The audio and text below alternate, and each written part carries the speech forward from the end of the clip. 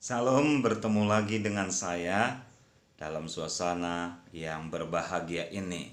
Kali ini kita akan membahas topik hal sepele tapi bisa berakibat fatal.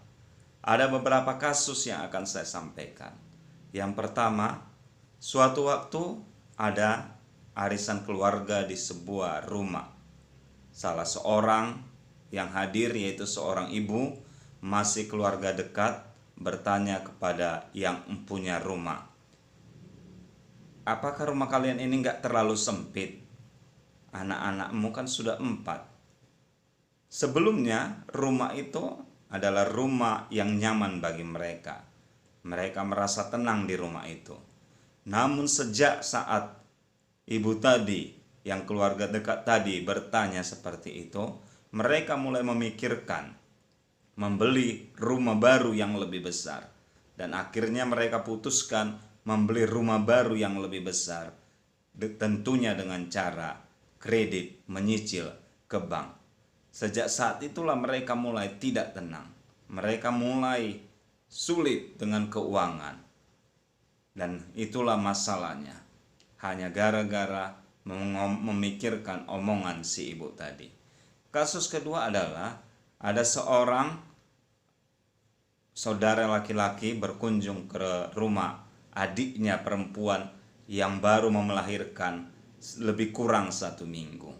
Tak kala berkunjung, suami adiknya lagi tidak ada di rumah. Lalu abangnya laki-laki ini, kakaknya laki-laki ini berkata, "Wah, selamat ya, kalian sudah dapat baby." "Iya bang, kami sudah lama menunggu ini, hampir 5 tahun," kata adik laki-lakinya dengan wajah senang. Lalu kakak laki-lakinya ngomong, "Wah, berarti suamimu senang dong, bahagia banget dong." "Iyalah bang, senang kali pun dia." "Apa dikasih hadiah sama kau?" kata kakaknya laki-laki ini kepada adiknya perempuan ini. Lalu adiknya yang perempuan ini, yang baru melahirkan ini, terdiam dan dengan suara lirih berkata, "Tidak ada bang." "Masa sih?" kata abangnya laki-laki ini.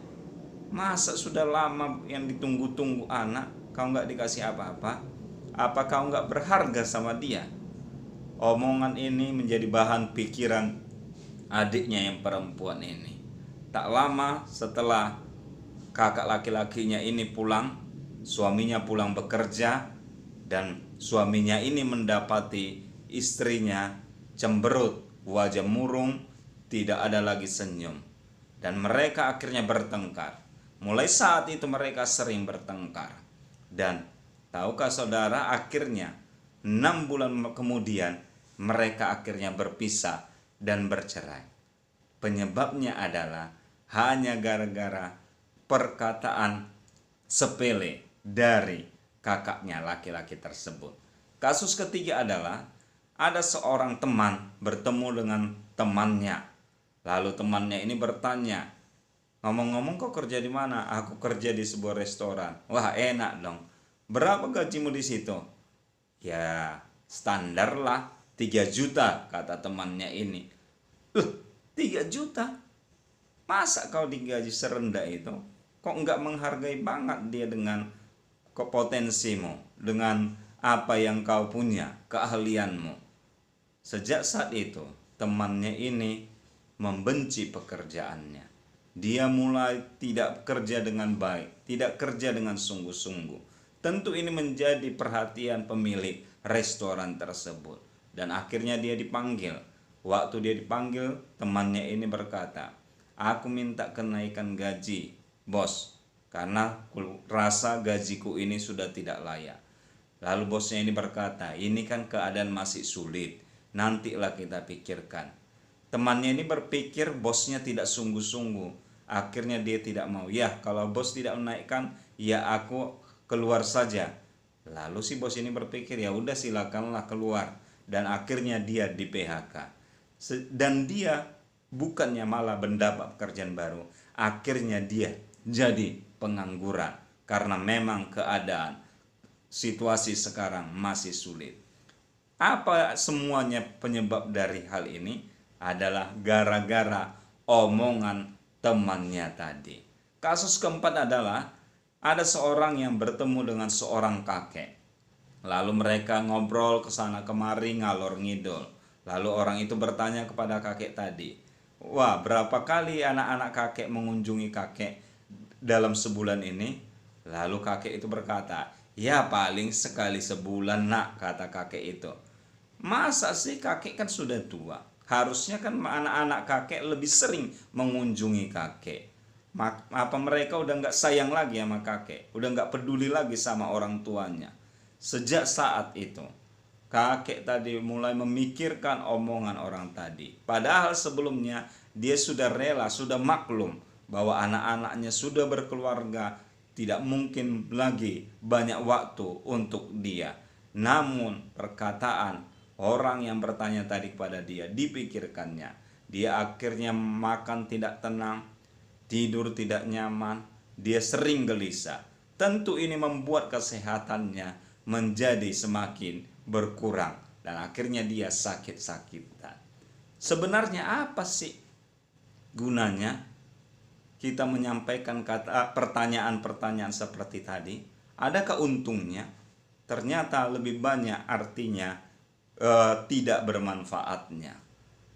Marilah kita jangan mengurusi urusan orang, karena mengurus urusan diri kita sendiri aja mungkin kita masih kewalahan. Tidak usah kita campurin yaitu kehidupan orang, karena urusan campur-mencampur itu sebenarnya tidak enak. Hanya es campur yang enak atau nasi campur, itu pun kalau dikasih gratis.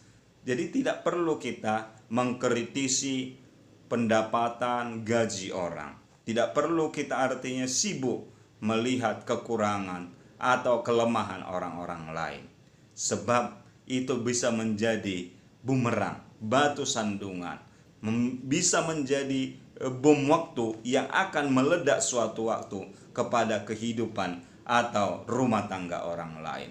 Biarlah apapun yang kita sampaikan adalah hal-hal yang baik. Jangan sampaikan kata-kata kotor, kata-kata yang tidak membangun.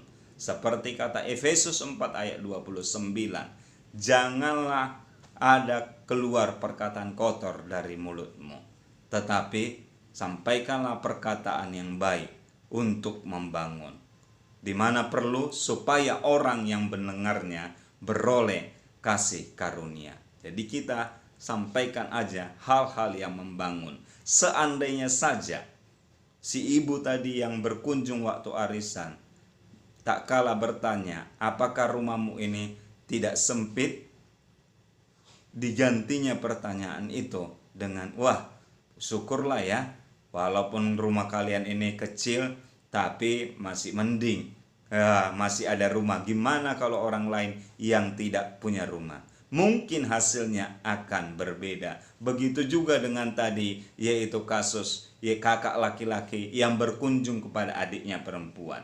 Seandainya dia berkata saja, wah masih dikasih anak itu udah luar biasa, itu sudah anugerah Tuhan yang luar biasa. Banyak orang menantikan anak tapi belum dikasih-kasih. Mungkin juga keadaannya berbeda hasilnya. Begitu juga lah selanjutnya. Jadi mari kita belajar dari situasi ini, belajar dari kasus ini, bahwa kata-kata yang buruk, walaupun kita pikir itu tidak penting, itu bisa berakibat fatal. Hal-hal yang sepele bisa berakibat fatal bagi orang lain. Itu sebabnya sampaikanlah kata-kata yang membangun, yang memberkati, yang menyemangati.